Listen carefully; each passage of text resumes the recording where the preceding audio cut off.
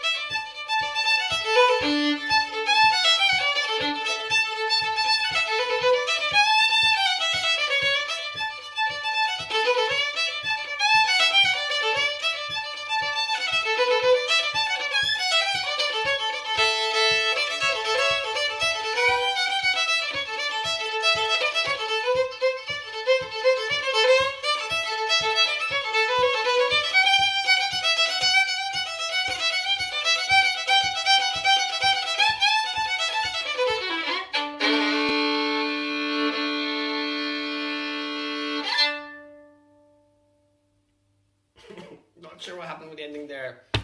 It's folk music. Hello everybody, and a very warm welcome to you tonight for our January Spotlight session. My name is Laura, this is Kirsty, and we're delighted to have you all with us. As always, we always love to know where you're joining us from tonight, so make sure you pop it in a little comment and say hello. Yep, SC&T Youth is absolutely thrilled to be in partnership with Stonehaven Folk Club and Stonehaven Folk Festival to bring these spotlight sessions. And tonight we have a very special guest joining us, the incredibly talented fiddle player and composer, Adam Sutherland. Absolutely. So now, without further ado, we would like to invite on your hosts for this evening, all the way from Skye, the wonderful Blythe and Amber. Hi, girls. Hello. Hi. How are you? Good. Yeah, Yeah, we're good. good. Yeah. Good. Excellent. Right. Over to you. Hello, agus fáilte Huladúne. Hello and welcome everybody, As Laura said, I'm Blythe, and I'm Amber. and we're delighted to be hosting the SCAT Spotlight session tonight. Tonight we're going to be joined by the incredibly talented fiddle player and composer Adam Sutherland. Hello, Adam. How are you? Hello, I'm very well, thank you very much. I'm very happy to be joining you guys for this. So tonight we're going to hear some performances from Adam, a short talk about preparing to record, and we'll also have a Q&A. So make sure you let us know if you have any questions and leave them in the comments below. At the start of our show tonight, we saw the brilliant performance from yourself, Adam. Can you tell us a bit more about yourself and the track we played? Well, I have a couple of tunes that I wrote myself. I love writing music. It's just the most addictive thing. I have a few addictions. Baked potatoes is one of my other ones. But like in terms of music, I just love writing tunes. So the first tune I wrote when I was 20, and it was called Last Train from Lanark because I used to have a job teaching the fiddle down in South Lanarkshire. It was my first almost real job, and after a couple of years, I decided to kind of quit it. And then after I'd quit it on my way home on the train, I realised I loved my job, and I didn't know why I quit it. And I got to Glasgow and I wrote this really sad tune in D minor. And it was actually at that moment that I realised that I loved teaching. It was a teaching job. Sometimes you don't know, what's that Joni Mitchell song? You don't know what you've got till it's gone. You know that? Anyway, if you haven't heard of Joni Mitchell, people at home, check her out. But yeah, so that was that tune. And then the second one I wrote recently for a project called What a Story A Pair of Boots Could Tell, which was all about the history of the Braemar Mountain Rescue, and a book of tune associated with that, and a wonderful venue in Braemar called St. Margaret's. So that was it. In Praise of the Braes, there's a famous strathspey called the Praise of Mar, and so I just kind of want to try and slightly allude to that. And there's actually, I think there's an opportunity now for any tune writers out there to write a tune called the Praise of Mars. Now that we're there, humans, just putting that out there, if anyone fancies that, I think that's up for grabs. Scania. Brilliant. Well, we're going to move on to your talk now, which we mentioned earlier on. So some top tips from when you're preparing to record.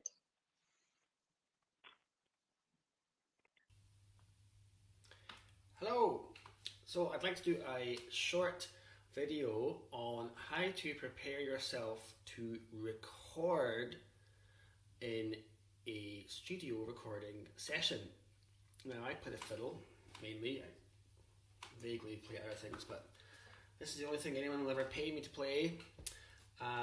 So yeah, I'll try and make it apply to more than just the fiddle though. So when you're going to record something, what do you want to achieve with the recording is a good question to ask yourself.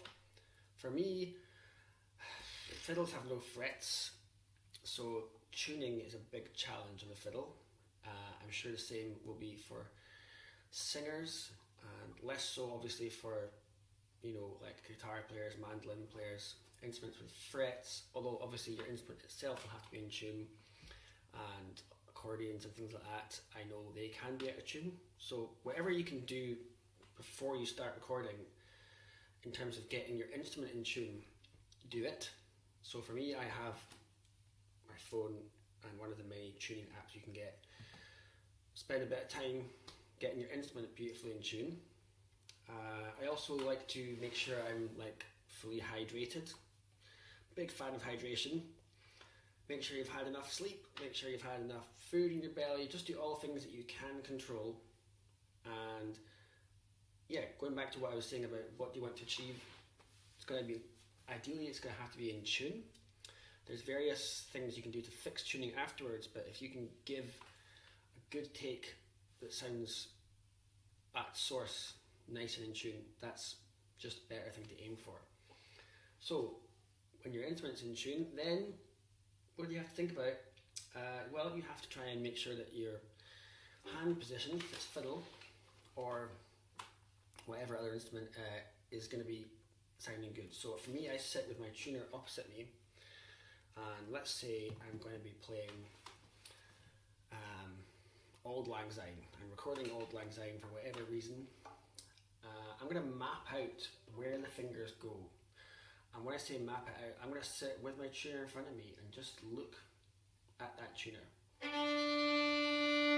That's the first note of the tune, open D string. Is that in tune?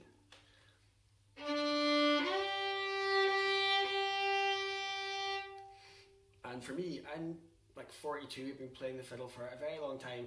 I still have to remind myself, where the heck do these fingers go? Every day, even though I've been doing it for years, it's almost like you need to kind of just start afresh each day.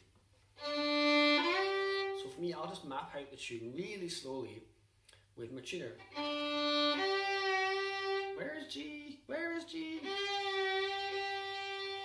There's G. Okay, can I land on G and play the tuner from D? Apparently not, that was sharp. Better. Do that a few times.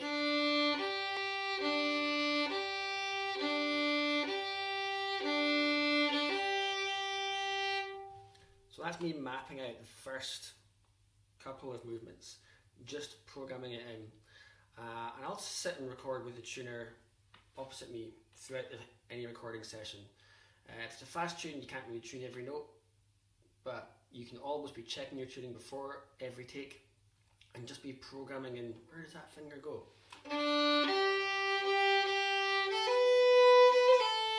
So my B's were sharp there. Maybe you have your tuners out, you can check me.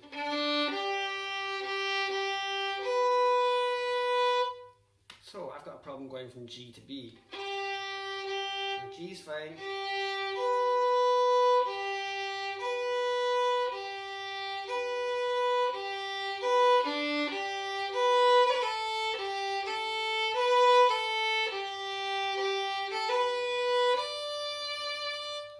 Going from B to D. You just work your way through the tune like that before a take, and that just maximizes your chances of getting your tuning right. And it also, with the help of the tuner, will just highlight any areas that a producer through the glass might end up saying, oh, you're not quite getting to that note. You can save a lot of them a lot of bother by just working out the trickier bits in your own playing. And you can also provide yourself with a certain sense of satisfaction that you're at least in the ballpark of getting something towards a good take. Also, a producer or engineer will probably like you for doing this, and you might well save some time. In fact, also, you can be doing this before you get to a studio. This can be a great way of practicing.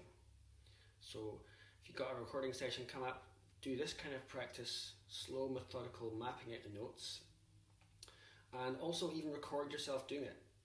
I play in a band called SC&T, and what we've done when we're recording albums is we've actually practiced the actual active recording. So say we're booked into, say, Castlestown Studios, we'll actually go into one of our houses and just record ourselves in a much more lo-fi way, but we'll still be recording ourselves and listening back and analysing and picking out the bits that need tweaking, so that when you get to the studio, which is quite an expensive thing and intense in many ways, so when you get there, you've done a lot of the kind of pruning and weeding out of problems, so that you get a better take and you take less time and it's just less stressful. So there's so many things to get the hang of, really, for getting a good take.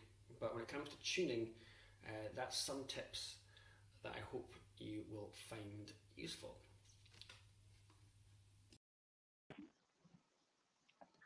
That was really interesting. You're also going to talk to us about playing to a click track. Let's see that now. Hello, in this video I would like to continue on the theme of preparing to record, and this time I would like to look at playing with a metronome, or playing with a click track is usually how it's referred to in studio settings. What is a click track? I'm sure you probably all know, but it sounds a little bit like this.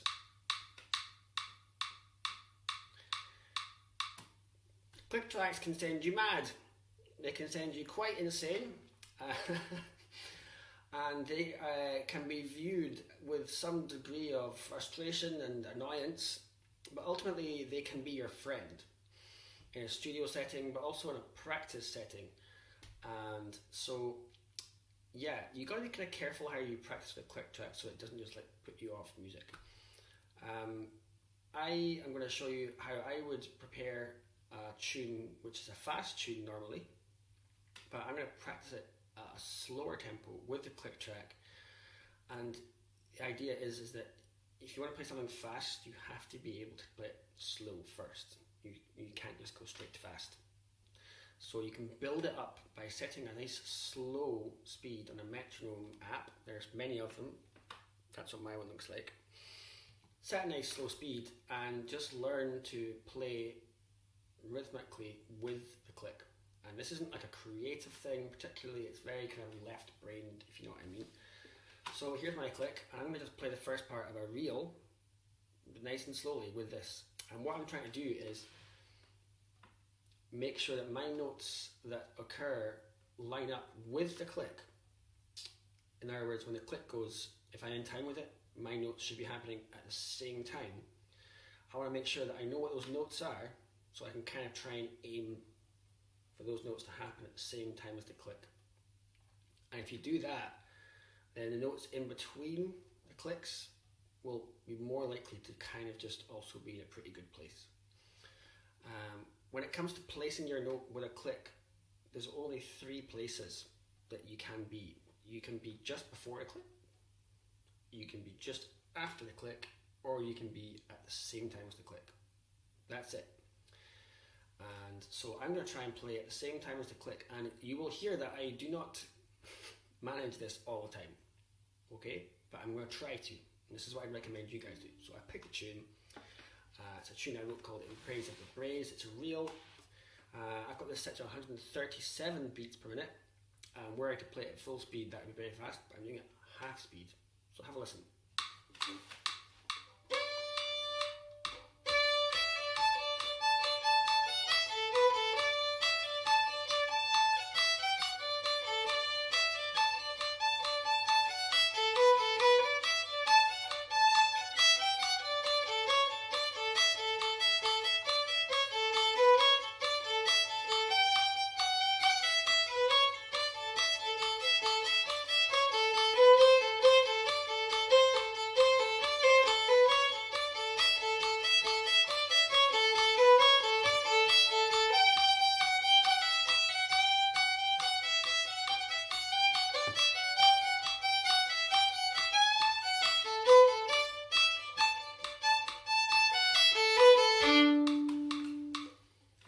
Now, I don't know if you heard that, but I'm pretty sure I was getting ahead of the click. And the way I would be sure about that would be if I was also recording myself doing this. So ideally you should guys play the click and record yourself doing so, and then listen back with an open mind. You have to be open to the truth, essentially, because if you're going to be going into a recording studio, the microphone never lies. It's brutal. But there are things you can do that if you take care, then you will get a good take. And because the microphone never lies, if you get a good take, then that also is the truth. And you can listen back and go, whoa, that is me playing well every time I hit play. So going back to what my performance there was, I wasn't listening back because I haven't recorded it, but I'm pretty sure I was ahead of the click. And that was because I started having fun. And I got excited, and I realised that when I get excited, I start to kind of push ahead of the click. So I might want to do that again and just be a little bit more disciplined and boring, but you know, boring is not always bad, and just try and play with the click. Okay? And combining that with my previous video about playing in tune, I would first of all find all the notes in this tune with my tuner, and then play that tune with the click, and my tuner also on a screen, maybe a different phone or a different device, both of them going at a slower speed, and you're programming in that information, and you're making it more likely when you're in the studio, not guaranteed, but more likely that you're going to be in tune, and more likely that you're going to be in time. And if you manage to get that as a way of practicing, and you manage to get a result you can listen back to and think you're happy with, then that it's hard work, but it can also give you a sense of confidence in your abilities, which is evidence-based. In other words, you can hit play and listen to yourself playing well, and you know how you got there. You built it up with the metronome from slow, and you programmed in all your tuning notes, and so you've got a good take for a studio. And that really, if you get those two things in tune and in time, then anything else is music. But first of all, make sure you can play in tune and in time. And once you get comfortable doing that, you can start to enjoy yourself and get the ultimate thing, final thing, the icing on the cake, which is a performance which is in tune and time and also human and also lively. But it's that order. Tuning and timing, equally important. And then the music will just kind of leak out or rise up, filter up from there. And a good performance, I think, has got a command of timing, a command of tuning, and also musical. So there you go. I could go on for hours, but I've just done a 7-minute video on there. I hope that makes sense. And if you are going to go into our studio, or if you're even just recording at home, which is lots of fun, all the best of luck. That was really interesting and so useful. I think now we've got a few questions for you, Adam. Yep. Go for it. So, what has been the best moment of your career so far? Oh, I'm really lucky to have been able to have a career playing the fiddle. I just feel really very privileged, and it's quite a hard hard question to answer that. The first thing that's coming to my head there, I'll just say that was Bella Drum Festival. You heard of that? It's also called Tartan Heart Festival. When that first started off, I played there with the Peatbog Fairies in 2004, I think, and we played in the afternoon, and it was one of my first really big mainstream audience kind of gigs, and they weren't all Celtic-y, music-y fans, and I have this favourite facial expression to see in the crowd, which there's quite a few of them there, which is when you first get on stage and they can see bagpipes and fiddles, it's kind of like this. It's like someone, and you can tell they're kind of going, first of all, it's almost like they think you can't also see them. It's like, I can also see you, by the way. But so you get this look sometimes where you can tell they're kind of just going, not sure I'm going to like this. And I just feel on that gig, I was like, right, got to win you mainstream people over. I think that just harks back to being in high school and playing the fiddle, and it was so uncool. And this was like almost like a home gig. I really wanted, you guys, your culture is not something to be ashamed of. Come on, fiddle and bagpipes. So I really wanted to. And anyway, we started playing, and then that face of became even more stern as we started like drums coming in and brass, and then that there was just one guy in particular. Eventually, his face just became a big smile, and it was like, got that guy. And yeah, so that for some reason was just like, I think I was 24. It was just like a nice moment in my youngish life. But I'm like I said, been very privileged and had a lot of nice moments. It sounds amazing. So do you what's your favourite story behind any of the tunes that you've written? Well, I wrote a tune in 7/8 once when I was 19. I kind of got addicted to 7/8. Don't know if any of your listeners are into tunes in 7/8. It's just wonderful. But I wrote this tune, and I came home to my dad and said, "Dad, I've discovered 7/8." And I've played this mad 4-part tune, and he said, "Well, I'm just back from Christine Martin's house on Sky, and you guys are on Sky, aren't you? Christine Martin, the wonderful music publisher." And he said, "I've just been helping Christine Martin to slaughter their pig." And I was like, "Oh, okay." That seems like quite a tangent from what I was talking about, 7, 8. He's like, why don't you call it My Dad Killed Christine Martin's Pig? So I did. That's a really good Nothing super profound there. It was all very humane as well, I should say. Also a vegetarian now. Not because of that. So another question that we have for you is, do you have any advice for aspiring musicians like ourselves, or any young musicians wanting to get into traditional music? Well, I think find what you're passionate about. You know, find what really speaks to you. Everyone's different, and go and learn everything you can about it. Like, go and study.